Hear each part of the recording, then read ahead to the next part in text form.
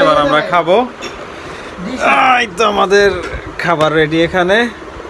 কোরবানি ঈদের পর এত গরুর মাংস খেয়েছি যে একটু ভিন্ন স্বাদের খোঁজে আজ মাছ, সবজি আর ভর্তা দিয়ে জমিয়ে পিকনিক করছি। প্রথমে বাজার থেকে নিয়ে এলাম টাটকা বাটা মাছ, তারপর নিলাম নোনা ইলিশ, যার স্বাদ আলাদা একটা মাত্রা যোগ করে। আর চিংড়ি ছাড়া তো আমাদের পিকনিকই অসম্পূর্ণ। বাজার শেষ, এখন শুরু প্রস্তুতি। সবাই মিলে মাছ পরিষ্কার আর কাটাকাটি করতে নেমে পড়লাম। পিকনিকের আসল মজাটা এখানেই, সবাই একসাথে কাজ করা। রান্না শুরু করার আগে মাছগুলো ভালো করে পরিষ্কার করে নিতে হবে।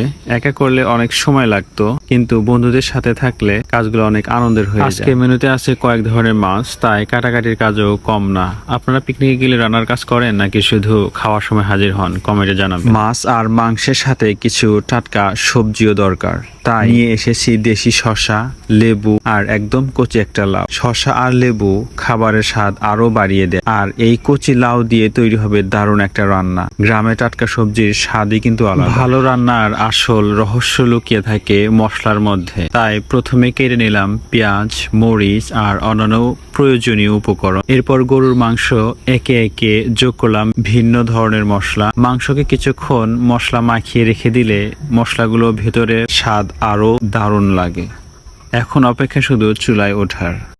এখন টাটকা মাছগুলোকে ভালোভাবে মশলায় ম্যারিনেট করে রেখে দিলাম, যাতে ভাজা হলে ভেতর পর্যন্ত স্বাদটা ঢুকে যায়। এখন শুরু হলো আসল মজা, হানি চিংড়ির ভুনা। ধীরে ধীরে মশলার সাথে চিংড়ির সেই সুগন্ধ পুরো জায়গা জুড়ে ছড়িয়ে পড়েছে। আর এই সুগন্ধ সহ্য করা সত্যি কঠিন, তাই একটুখানি টেস্ট না করে পারলাম না। বিসমিল্লাহ।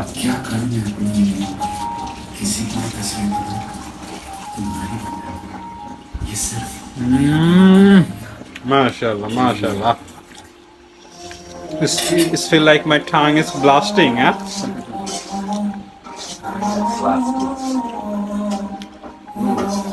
Blasting to tears, tatabar. এখন রান্না হচ্ছে আমাদের সেই ট্রেডিশনাল পদ, লাউ আর ডাল। সাদামাটা কিন্তু স্বাদে ভরপুর। এই খাবারটা আমাদের গ্রামের আসল স্বাদ মনে করিয়ে দেয়। এখন রান্না হচ্ছে আমাদের সেই গরুর মাংস, যেটা ছাড়া যেন পিকনিকটাই একদমই পূর্ণ হয় না।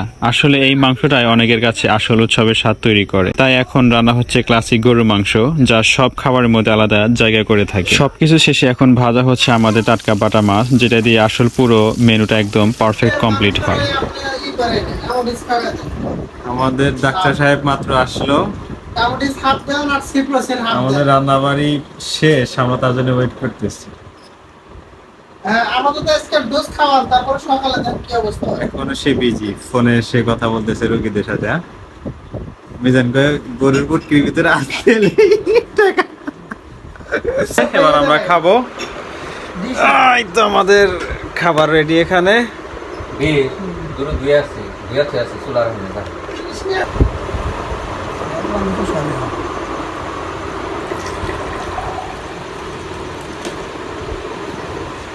তোমার হাত একটু ফর্সা আছে তো, তোমার দিয়ে শুরু করি।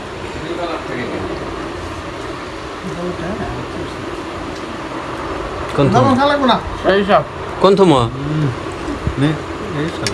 ওই যে সজের গুঁড়া বসছে তো নলা তোর